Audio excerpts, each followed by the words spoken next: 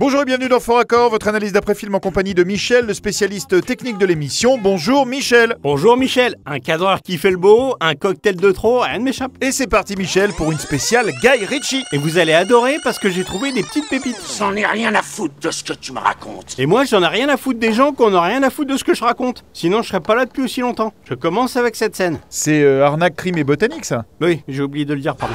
C'est quoi au juste ce pub? C'est un pub samoan. Donc le barman va poser 2 cocktails sur le bar. Quand soudain... Ça c'est quoi? C'est un cocktail. Vous avez demandé 2 cocktails? Non. un troisième apparaît. Ah oui, énorme ça. Très beau cocktail, ça donne envie. Hein. Mais l'abus d'alcool est dangereux pour la santé. Vous savez de quoi je parle? Quoi? Je dis ça parce que vous... Je quoi? vous picolez, vous. Mais qu'est-ce que vous racontez Michel? Non mais je juge pas. Enfin Michel, je bois pas d'alcool. Je sais pas, c'est ce qui se dit dans les couloirs d'Allociné. Maintenant, c'est peut-être pas vrai. Bah non, c'est pas vrai. En tout cas, si vous voulez en parler un jour... Sans blague. C'est vrai? Bah oui, je suis son ami. Non mais Michel, je n'ai pas de Je problème... continue avec cette scène. Regardez bien.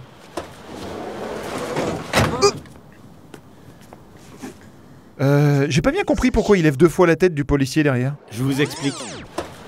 Donc là, notre ami truand lui lève une première fois la tête. Sauf que c'est pas le bon moment dans la scène et il s'en rend compte. Donc, il la rebaisse. Et il la remonte une nouvelle fois quand il a l'attention du boss. Très sympa comme gaffe. Alors je continue parce que je vais vous montrer une scène dans laquelle on peut voir le cadreur et il me semble que vous adorez ça. Il te semble?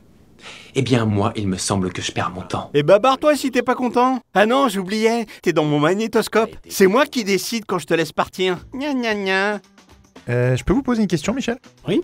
Vous prenez toujours pas de traitement? Non, pourquoi? Pour rien, on continue. Regardez, ça se passe ici. Vinnie Jones est filmé presque de face. Il va passer devant la vitrine et...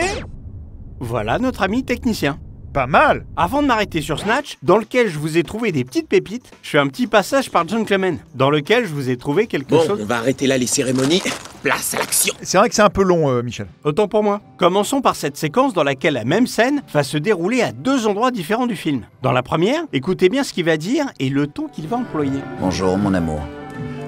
C'est notre soirée. 21h, toi et moi, River Café. Ouais, ok, j'ai entendu. Maintenant, j'avance. Écoutez. Salut Rose. C'est notre soirée.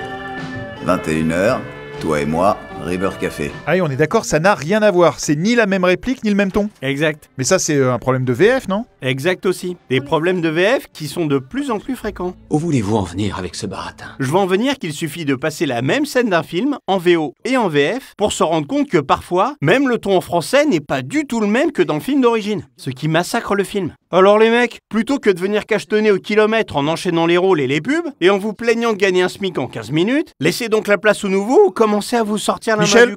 je peux vous poser une question? Oui, Vous dites ça parce que vous êtes aigri qu'on vous ait jamais donné votre chance dans le doublage? c'est ce que dit ma thérapeute. Je continue avec cette scène. Mais j'ai tout filmé. Fait lire sur les lèvres, traduire et transcrire chaque mot. Le film espion que Hugh Grant a fait dans le stade n'a pas de son. Il précise bien que tout a été lu sur les lèvres et retranscrit. Oui, ça peut sembler logique vu la distance. Maintenant, on a la scène qui s'est réellement déroulée dans le stade. Mais je comprends pas ce qui vous choque là, c'est pour que le public comprenne. Ce qui me choque, c'est ce qu'on nous montre à la fin du film. Ce chinois, je ne le connais pas. Alors je vais te dire comment ça va se passer. Tu vas te noyer. Ensuite, mes crabes du Mossad vont te grignoter jusqu'aux os. Ah oui, là c'est impossible que la vidéo soit soudainement sonorisée. Fin de l'histoire. De cette histoire, oui, mais pas du film. Par chance, on a encore des boulettes, comme celle-ci. Vous ne bougez pas!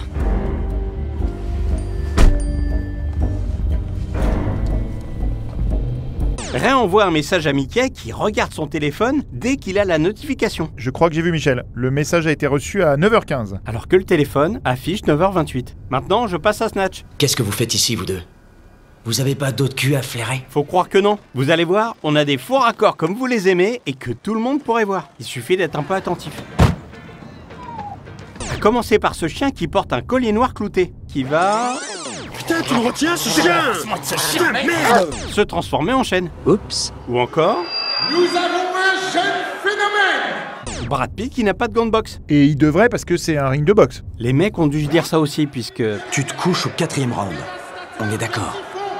Ouais, tu es avant. Je vous demande d'applaudir la machine à broyer les os! L'homme à la droite terrible et foudroyante, le grand Mickey! D'un coup, Ah ouais, il a des gants de boxe, c'est une cigarette? Mais elle sort d'où? les mecs ont dû se dire ça aussi puisque...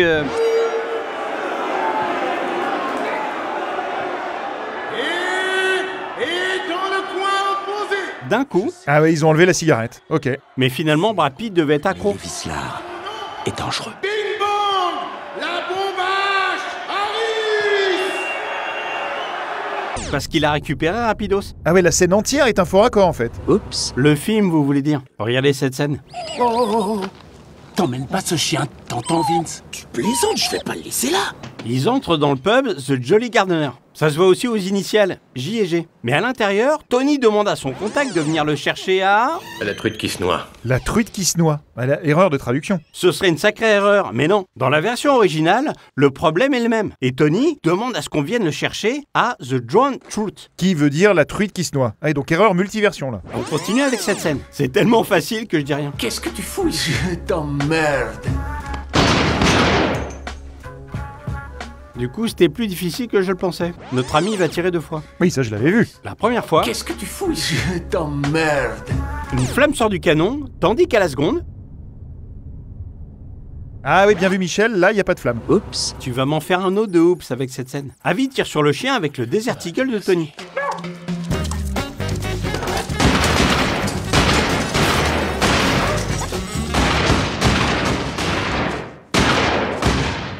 Saleté de clébard! Viens, Tony!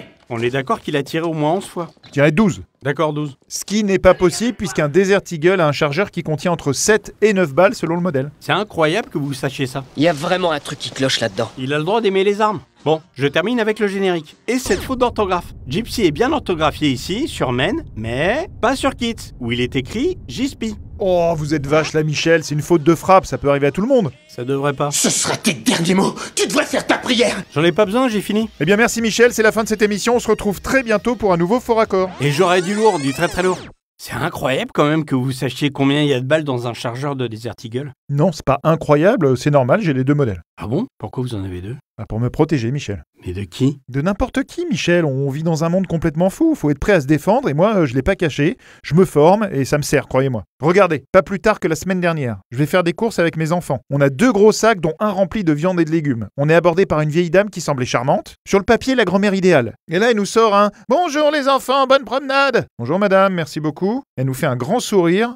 Et là, moi, je me focalise sur sa canne. Pourquoi? Parce que je sais que ça existe, les cannes fusil Michel. Bref, on la dépasse. Je tends une oreille, j'entends un gros bruit, je me retourne. La vieille a fait semblant de trébucher pour se foutre dos à terre. Elle a la canne levée vers les gosses. Je peux vous dire que j'étais content de l'avoir mon Desert Eagle. Vous l'avez... Bah j'ai fait ce que j'avais à faire, Michel. Avec l'inflation, on n'imagine pas ce que les gens sont prêts à faire aujourd'hui pour un bout de viande. Et ce sera bientôt pour un Kinder Bueno. Hein. C'est pour ça qu'on se tâte à équiper les enfants. Ils ont beau être en privé, ils croisent quand même des gamins du public. Hein.